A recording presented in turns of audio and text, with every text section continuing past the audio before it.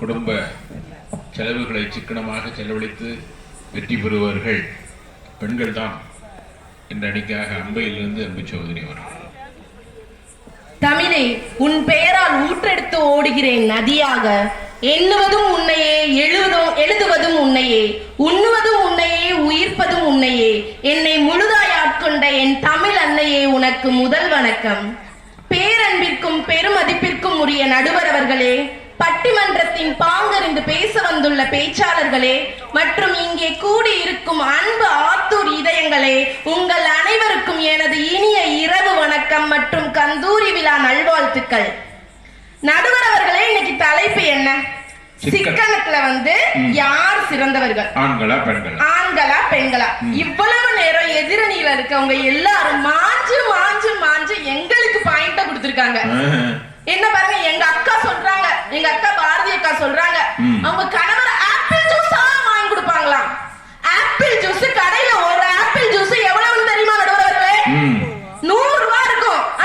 வீட்ல நீங்க ஒரு ஆப்பிள வாங்கி போட்டு ஜூஸ போட்டு எடுத்துட்டு போக முடியாது. இப்படி சம்பாதிச்சு சம்பாதிச்சு ஹோண்டா ஆக்டிவா, அப்புறம் வீடு, அதுக்கப்புறம் மாட்டிக்க ஆப்பிள் ஜூஸ் எல்லாம் பொண்டாட்டிக்கே வாங்கி கொடுத்தா மாமியாருக்கும் மருமகளுக்கும் சண்டை வருமா வராதா? கண்டிப்பா வரும்ல. சொல்லுங்க, சம்பாதிச்சு சம்பாதிச்சு எல்லாத்தையும் கொடுத்தா மாமியாருக்கு மருமகளுக்கு சண்டை வருமா வராதா? அது வரும். இப்படி தேவையில்லாத வீண் செலவுகள் எல்லாம் செய்யறதெல்லாம் ஆண்கள். ஆப்பிள் ஜூஸ் எங்க மாமியார் எல்லாம் பாத்தீங்கன்னா போட்டு வீட்லயும் கொடுத்துருவாங்க, பிளாஸ்க்லயும். வெளியில எங்கேயும் சாப்பிட்றாதமா, உடம்புக்கு ஒத்துக்காது. இப்படி இருக்கிறவங்க பெண்கள் எவ்வளவு சிக்கனமா எங்க மாமியார் இருக்காங்க. ஒரு ஆப்பிள் ஜூஸ் 100 ரூபாய் கொடுத்து குடிக்கிறதை விட 100 ரூபாய்க்கு ஆப்பிள் வாங்கிட்டு வந்தா எத்தனை பேர் ஜூஸ் குடிக்கலாம் என்று சிக்கனமாக யோசிப்பாங்க. ஒரு தடவைக்கு வாங்கினாலே ஒரு 3-4 வேளை குடிக்கலாம். ஒரு சில இடத்து தெருல விடுறவா நீ. வாழ்க்கைய எப்படினாலும் வாழலாம் அப்படிங்கிறது ஆண்கள்.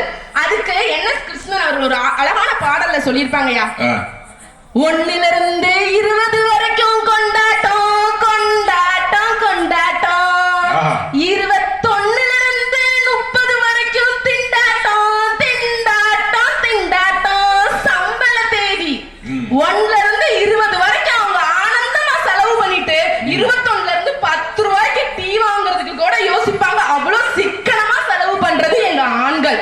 அதே என்ன கிருஷ்ணா இன்னொரு பாட்டு சொல்லிருக்கா தெரியுமா?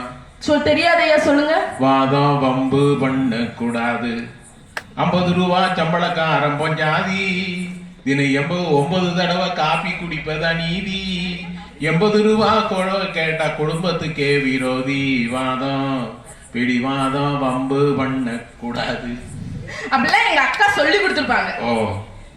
அதிக செலவு செய்பவரோட வாழ்க்கை எப்படி இருக்கும் அப்படிங்கறத 2000 ஆண்டுகளுக்கு முன்னாடி திருவள்ளுவர் திருக்குறள்ல அழகா சொல்லியிருப்பாங்க.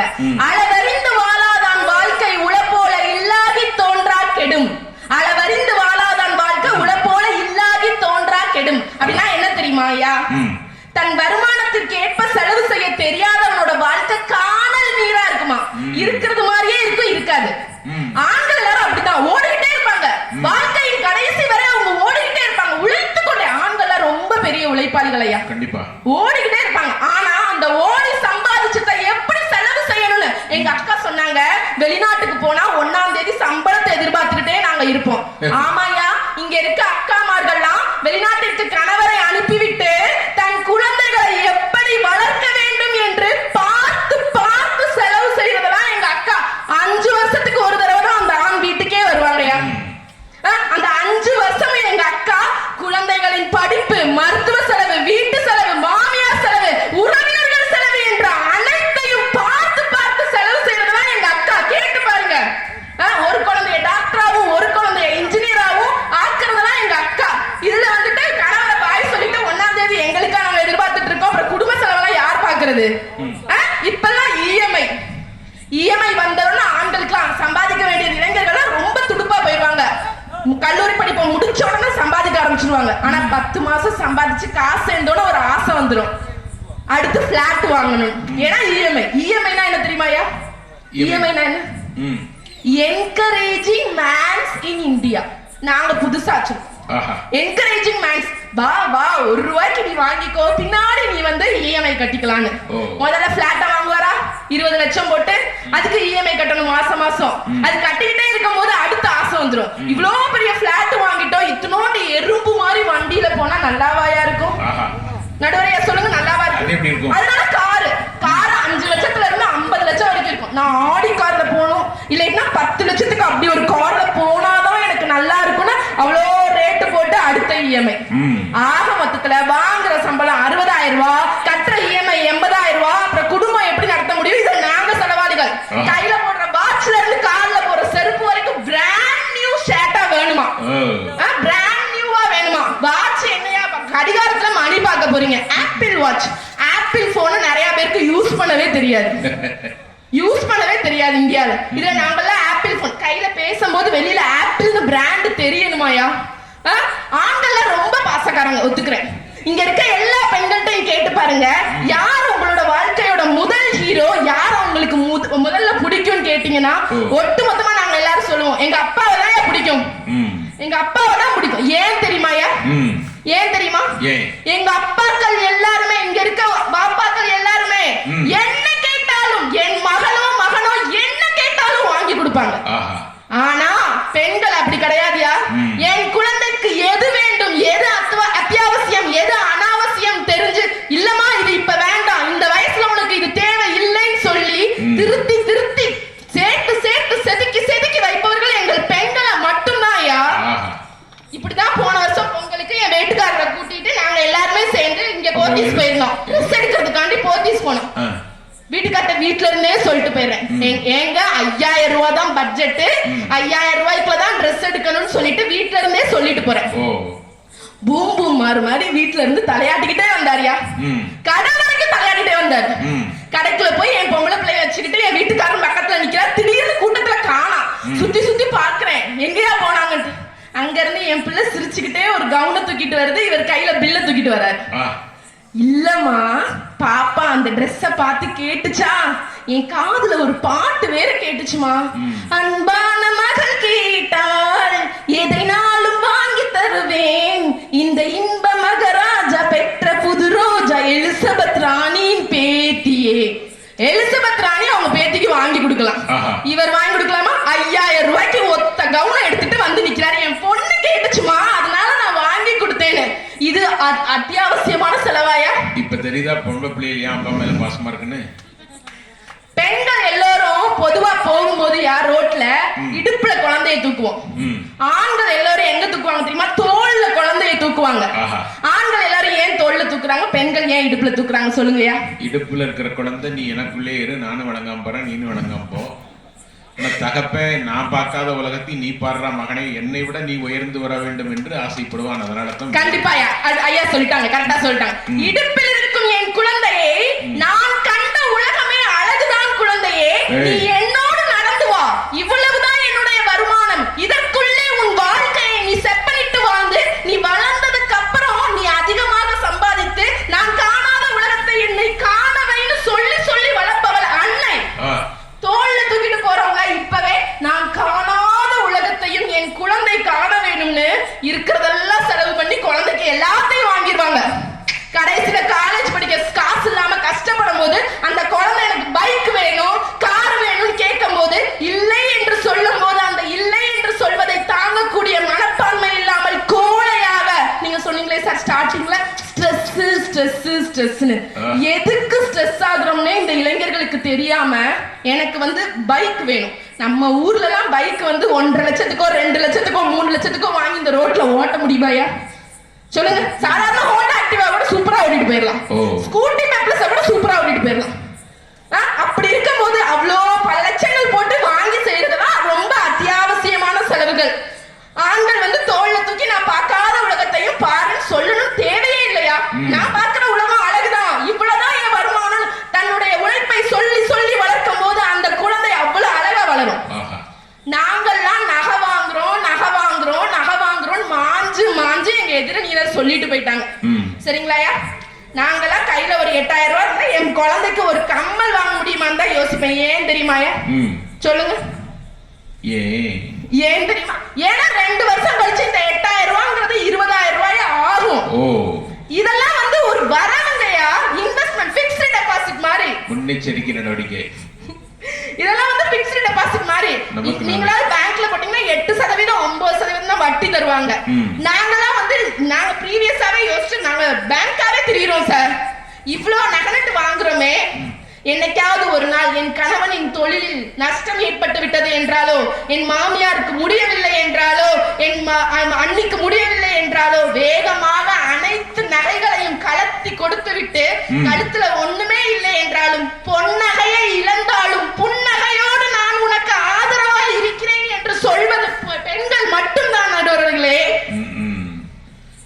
சினிமா கதை சிலப்பதிகாரம் இருக்குல்ல, சிலப்பதிகாரத்துல நம்ம கோவலன் வந்து கண்ணகியிடம் இருந்து சொத்து நகை பணம் என அனைத்தையும் வாங்கிட்டு போயிடுவார். வச்சிருப்பாரா பத்திரமா? இல்லையே. ரெட்டிப்பாக்கிருப்பாரா? அனைத்தையும் இழந்து திரும்பி வரும்போது என்னிடம் இன்னும் இந்த காட்சிலம் இருக்கிறது, இதை வைத்துக் கொண்டு நீ எதையாவது செய்து வா, நான் மீண்டும் நம் வாழ்க்கையை தொடங்கலான்னு தைரியம் கொடுக்கிறது எங்கள் பெண்கள் மட்டும்தான் ஐயா. எங்களிடம் பணம் இருந்தா உருப்படியா தேவையானதையாவது வாங்குவோம். ஆண்கள் எல்லாரும் ஒரு ஆண்மகன் குடிகாரன் ஆகுது நீங்க தான் காரணம். ஒருத்தன் குடிச்சிட்டு வந்த உடனே அன்னைக்கு தூக்கி போட்டு மிதிக்காம நாளைக்கு குடிகாரன் ஆகிறதுக்கும் நாங்க தான் காரணமாயா? அம்மா ஏன் வீட்டுல இன்பம் இல்லையா? குழந்தை மடியில தவழ்ற இன்பம் அந்த குடியிலேயே கிடைக்க போகுது. அதுக்கு அந்த குடிதான் உனக்கு குழந்தை. அவனை திரும்பவும் காசு இல்லாம நிக்கும் போது ஏமாம்மா ஒரு மாதிரி சோர்ந்து போயிட்டீங்க, நீங்க அடிச்சா கூட அன்னைக்கு குடிக்க அடிச்ச மாதிரி இல்ல மாமா. அவங்களுக்கு கிட்னியோ லிவரோ பாதிப்பாயிடுச்சுன்னா நாங்க தானே திருப்பி நகையெல்லாம் கழட்டி கொடுத்து பாத்துக்கணும். அது சரி. அதனால நாங்க பிவேராவே குடிக்காதீங்கன்னு சொல்லிடுறோம். ஓ சரிங்களாயா? எங்களிடம் பணம் இருந்தா உருப்படியா என்ன பண்ணுவோம், ஏதாவது தேவையானதை வாங்குவோம். ஆனா ஆண்கள் எங்க தெரியுமா போவாங்க? ட்ரிப் போவாங்க. எங்க? Thailand, Bangkok, Goa. எதுக்கு போறாங்க? ரெஸ்ட். ரெஸ்ட். ஏன் வீட்ல இருக்காதா? ஃபேனை போட்டு ஏசியை போட்டு தூங்குனா அந்த தூக்கம் வராதாயா? சொல்லுங்க. இப்பலாம் ரீசெண்டா ட்ரெண்ட் பசங்க மத்தியில அத இளைஞர்கள்லாம் இருக்காங்க, ரொம்ப ஜாலியா இருப்பாங்க. டே மாப்ள வேலை கிடைச்சிச்சு, பார்ட்டி. டே வேலை போயிடுச்சு, பார்ட்டி. பார்ட்டி. லவ் வந்துட்டு பார்ட்டி. கல்யாணம் ஆயிடுச்சுடா, பார்ட்டி. டே டைவர்ஸ் ஆயிடுச்சுடா, பார்ட்டி. பார்ட்டி. டைவர்ஸ் ஆயிட்டு பார்ட்டி வச்சாலும் நல்லதுதான், அது ஒன்றும் தப்பு இல்லை. கடைசியா பார்ட்டி செத்து போயிட்டாங்க, பார்ட்டி. பார்ட்டி. இப்படி பார்ட்டி வைத்தே அழிப்பவர்கள் ஆண்களா பெண்களாயா? சொல்லுங்க. மதுக்கடையில் நிற்கும் தன் கணவன் மது வாங்கியது போக மீதி பணத்தை கொண்டு வருவார், தன் குழந்தைகளுக்கு உணவு செய்யலாம் என்று காத்திருக்கும் பெண்களின் கண்ணீரிடம் போய் கேளுங்கள் ஐயா, நாங்கள் செலவாளிகளா ஆண்கள் செலவாளிகளா என்ற கூறும் அந்த கண்ணீர். எத்தனை பெண்களோட கண்ணீர் குழந்தைய வச்சுக்கிட்டு தவமாய் காத்திருக்காங்கய்யா. நம்ம பாரதி ஐயா இருக்காங்கல்ல, கண்ணீர் கேளுங்கன்னு உங்களை செருப்பால் அடிச்சிட்டாங்க ஐயா. நம்ம பாரதி ஐயா இருக்காங்களே, இந்த பாரதி ஐயாவா? இல்லங்கய்யா, மகாகவி சுப்பிரமணிய பாரதியார் எவ்வளவு பெரிய கவிஞர். அவருடைய மனைவி வறுமையில் உழன்று வாழ்ந்த போதும் குடும்பத்தை செம்மையாய் நடத்தினாங்க. ஒரு தடவை அவங்க ரொம்ப கஷ்டப்பட்டாங்க, மனைவியும் குழந்தைகளும் ரொம்ப கஷ்டப்பட்டாங்க. ஒரு தடவை வீட்டுல சோறே இல்லைங்கய்யா, ஒரு படி அரிசி பக்கத்து வீட்டுல வாங்கிட்டு வந்துட்டு சமைக்கலாம்னு சொல்லி வாசல்ல வச்சுட்டு உள்ள போய் பாத்திரத்தை எடுத்துட்டு வர போயிருக்காங்க. நம்ம பாரதி ஐயாக்கு அரிசிய பார்த்திருக்காங்க, காக்கை குருவி பக்கத்துல நின்றுக்கு. உடனே பாட்டு தோணிருச்சியா, காக்கை குருவி எங்கள் ஜாதி நீல் கடலும் மழையும் எங்கள் கூட்டம் நோக்கும் திசையெல்லாம் நாமன்றி வேறில்லை நோக்க நோக்க களியாட்டம். அம்பது அரிசியையும் காக்கை கிடைச்சிட்டாங்கயா.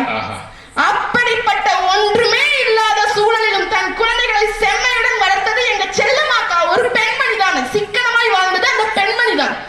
நாங்கெல்லாம் அதிகமா ட்ரெஸ் எடுக்கிறோம், பீரோ ஃபுல்லா வச்சிருக்கோம், சாரி எல்லாம் வச்சிருக்கோம்னு அந்த தம்பி சொன்னான்.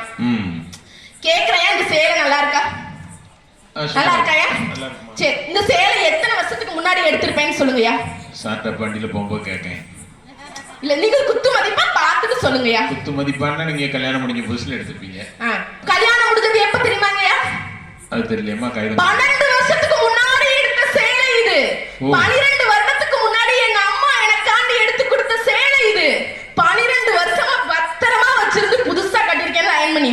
இங்க இருக்க ஒட்டுமொத்த ஆண்கள்டையும் கேக்குறேன், 10 வருஷம் வேண்டாம், மிஞ்சி மிஞ்சி போனா 2 வருஷம் நான் இந்த சட்டையை பத்திரமா வச்சிருந்து துவைச்சு அயன் பண்ணி போட்டு வந்திருக்கேன்னு யாராவது சொல்லுங்க சார். நான் உங்களையும் கேக்குறேன்யா. இல்ல அது இப்ப நீங்க இங்க இருக்க ஆண்களை கேக்குற மாதிரி எனக்கு தோணல.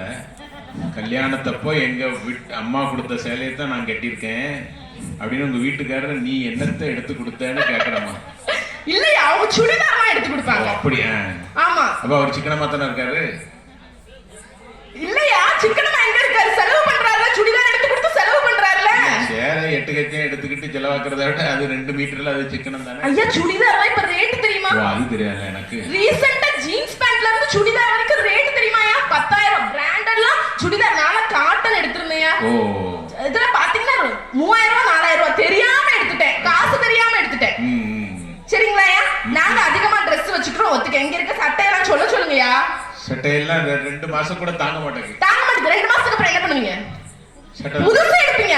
ஒரு வருஷத்துல 2 மாசத்துக்கு ஒரு தடவை நீங்க புதுசு எடுத்து 6000 ரூபாய்க்கு எடுக்கிறதும் நான் ஒரு சேலையை 6000 ரூபாய்க்கு எடுக்கிறதும் கூட்டி கழிச்சு பாருங்கயா, சரியா போகும். இதுல நாங்க செலவாளி. இந்த வருஷத்துக்கு ஒரு தடவை இந்த கந்தர்வ திருவிழா மாதிரி, ரமஜான் பண்டிகை, பொங்கல் பண்டிகை, இந்த மாதிரி ஒரு சேலை ஆசைக்கு எடுத்துக்கிறோம். இல்லம்மா, சட்டைய 2 மாசத்துல சரியா போயிருது. சரிங்கய்யா. அந்த சட்டையை துவைக்கிறதும் நீங்க தான். ஆமாங்கய்யா. சேலையை துவைக்கிறதும் நீங்க தான். ஆமாங்கய்யா. உங்களுக்கு சர்ஃப் போட்டு துவைக்கிய. ஆமாங்கய்யா. எங்கட அதை தூக்கி போட்டு மிதிக்க மாதிரி அதை அடிச்சு துவைக்கிய. இல்லையா, நீங்க வெள்ளை சட்டை போட்டுருக்கீங்க. என் வீட்டுக்காரலாம் பாருங்க, இத்தனோண்டு கடை இருந்தாலும் போட மாட்டாங்க. இருக்க கோவம், எங்க ஆத்தா மேல இருக்க கோவத்தெல்லாம் சட்டையில காமிச்சு அதை கிழிச்சு எடுக்கிறது நீங்க தான். அதே 6,000 அந்த சேலையிலையும் கொடுங்க பாப்போம். உங்க சேலை 1 மாசம் தாங்குதான்னு. ஏன் உங்களை நீங்க வந்து செலவழிச்சிட கூடாதுன்னு நினைக்கிறோம். செலவு தான் நீங்க தானே வாக்கிய. பட்டு துவைக்க மாட்டாங்க. பட்டு துவைச்சு என் வீட்டுக்காருக்கு செலவே வைக்க கூடாதுன்னு நான் துவைக்கவே மாட்டேன். பாத்தீங்களா, சோப்பு போட்டு துவைச்சா சோப்பு கரைஞ்சிருயா. துவைக்கவே மாட்டேனா. அப்படியே அயன் பண்ணி வெயில்ல காய போட்டு அயன் பண்ணி உள்ள வச்சுட்டா முடிஞ்சியா. சரிங்களா? இப்பலாம் எங்க பக்கத்து வீட்டு அந்தம்மா அப்படிதான் குளிக்காது. தண்ணியை கோரி அங்கங்க தெளிச்சிட்டு. குளிக்கலைன்னா பிரச்சனை இருக்கா? சோப்பும் கரையாது. தண்ணி செலவாகாதுன்னு அப்படியே வந்துடும். சிக்கனம். நாங்கலாம் வந்து Dress உருப்படியா எடுத்தாவது ரேட் போகுதுன்னு சொல்லலாம். எங்க பக்கத்து வீட்டுல ஒரு 10ஆம் கிளாஸ் படிக்கிற பையன்யா அன்னைக்கு வந்தான். அக்கா நான் நியூ இயருக்கு Dress எடுத்துட்டேன்க்கா, பாருக்கான்னு வந்தான். பேண்ட பார்த்தேன் 5000 ரூபாய், பிராண்டட் பேண்ட். நீ நல்லா இருக்கேடா தம்பி, ஏன்டா 5000 ரூபாய் போட்டுக்கு ஓபன் பண்ணி காமிடானா? ஓபன் பண்ற ஃபுல்லா கிழிஞ்சு இருக்கியா. ஷாக் ஆயிட்டேன். ஐயோ, ஃபுல்லா கிழிஞ்சு இருக்கு. என்னடான்னு கேட்டா ஃபேஷன்க்கா. கிழிஞ்சு போடுற பேண்ட் உங்களுக்குலாம் ஃபேஷன் ஆயிடுச்சு தம்பி அப்படின்னு கேட்டேன். ஆமாக்கா, சட்டை கூட இப்பதான் 8 பாக்கெட் 10 பாக்கெட்னு ஜொல்னா பை மாதிரிலாம் சட்டை வந்திருக்கு காண்டா. இப்படி போடுறதெல்லாம் அத்தியாவசியமான. நடுவர் அவர்களே, பையன் பேண்ட் கிழிச்சு போட்டா. காந்தி நல்ல கோட் ஷூட் போட்டுக்கிட்டு வந்தாரு எங்க இந்தியாவுக்கு. அவர் ஆடையை எப்போ மாற்றினாரு? மதுரைக்கு வந்து மாற்றினார். ஏன் மாற்றினாரு? அங்கே ஒருத்தி ஆடை இல்லாமல் இருந்தால் ஒரு தாய். அதனால எல்லாருக்கும் இந்த இந்திய தேசத்துல சகஜமா என்று ஆடை கிடைக்கிறதோ அது வரைக்கும் நான் இந்த கதர் ஆடையை தான் போடுவேன்னு சபதம் எடுத்து இருந்தாரு. அதே போலதான் எங்க ஆண்கள் பாக்குறாங்க. வறுமையில எத்தனை பேரு வியாசகம் கேட்டு கிழிஞ்ச Dress போட்டுட்டு இருக்காங்க. அவங்களுடைய ஞாபகமாட்டு இன்னைக்கு எங்க பசங்க Dress-ஐயும் கிழிச்சு போட்டு இப்படிப்பட்ட ஒரு இது யார் ஆண்களுக்கு வருமா பெண்களுக்கு வருமா? பட்டு சேலை துவைக்க மாட்டாங்க கேட்டீங்களா? ட்ரை வாஷ் பண்ணுவாங்க. எங்க ஊர் பக்கத்துல ஒரு பட்டு சேலையை மணத்தி பார்த்து 10 எறும்பு மாட்டு செத்து போச்சு. ஆமா, இனி நைட்டின்னு ஒண்ணு போடுறாங்க. அந்த நைட்டியை போடுங்கம்மா, நைட்ல போடுங்க, குறிப்பா துவைச்சு போடுங்க. அதை மணத்தி பார்த்து ஒரு 100 காலம் மாட்டு செத்து போச்சு எங்க ஊர்ல. இப்படி துணி துவைக்காம இப்படி மிச்சப்படுத்தணும்னு தேவையே கிடையாதுமா. நைட்டினா ஒத்த நைட்டி போட துணி கூட துவைக்காமலாம் நினைக்கிறீங்களா? பாதி வேலை தான் அவங்க செய்வாங்க, பாதி வேலை அண்ணன் தான் செய்வாரு. இவங்க வேலை என்ன தெரியுமா? சர்ப்பு போட்டு தண்ணிக்குள்ள கலக்கி வைக்க வேண்டியது நம்ம தங்கச்சிக்கு வேலை. அண்ணனுக்கு வேலை என்ன தெரியுமா? அப்படியே அடிச்சு துவைக்க வேண்டியது அண்ணனுக்கு வேலை. அப்போ டூயட் எப்படி பண்ணுவாங்க தெரியுமா? அப்படி போடு போடு போடு அலசி போடு கொட்டி மேல உன்னைக்கு இந்த நொற போதுமா நம்ம தங்கச்சி, இன்னும் கொஞ்சம் வேணுமா? அடைச்சி இது ஒரு பொழப்பு உங்களுக்கு. துவைச்சாவது அவங்களுக்கு வந்து பிரஷர் சுகர்லாம் வராம உடம்பு கரெக்டா ஜிம்முக்குலாம் அனுப்ப வேண்டாம்லையா? ஜிம் காசு குறையும்ல. ஜிம் போய் இந்த ஜிம்னு ஒண்ணு ஞாபகம் வந்துச்சியா? ஜிம் போய் மெருகேற்றோம் முட்டை பால் எல்லாத்தையும் கொடுத்து அங்க உட்காந்து எக்ஸசைஸ் பண்றான். வீட்டுல அம்மாவுக்கோ பொண்டாட்டிக்கோ நிறைய வேலை பார்த்தோம்னாலே உடம்பு குறையாதயா? அது நல்லதுதாம்மா, அப்படி செய்யலாம். கொரோனா ஒட்டி அப்படித்தான் வந்து கையை கழுவுங்கன்னா நானே எங்க வீட்டுல வந்து கையை கழுவுனா என் வீட்டுக்காரர் சொன்னா சும்மா கையை கழுவுதாரு 4 பாத்திரத்தை கழுவும்னா. இப்ப டெய்லி 4 பாத்திரம் நான் தான் கழுவுதேன். ஆமாயா, உங்களுக்கு எந்த நோயும் வராம இருக்கிறதுக்காண்டி சொல்லிருக்காங்க. அக்கா எவ்வளவு அக்கறையா உங்க மேல சொல்லிருக்காங்க. எந்த நோயுமே ஆம்பளைக்கு வராது, கூட தான் பெருநோய் இருக்க. வாழ்வில் ஏற்றம் தருவதற்காகவே செலவு செய்பவர்கள் பெண்கள், வாழ்வில் தோற்று போவதற்காகவே செலவு செய்பவர்கள் ஆண்கள். புகழ்ச்சி வார்த்தைகளுக்கு மயங்கி தன்னையே பலியாடாக்கும் இந்த ஆண்களே அதிக செலவாளிகள். எவ்வளவு துன்பம் வந்தாலும் எதையும் இழக்காமல் தன்மானத்தோடு செலவு செய்து சிக்கனமாய் குடும்பத்தை உயர்த்தி பிடிப்பவர்கள் இந்த பெண்களே என்று கூறி எனக்கு இந்த வாய்ப்பளித்தமைக்கு நன்றி கூறி எனது உரையை முடிக்கிறேன். அனைவருக்கும் இனிய பொங்கல் நல்வாழ்த்துக்கள். நன்றி ஐயா.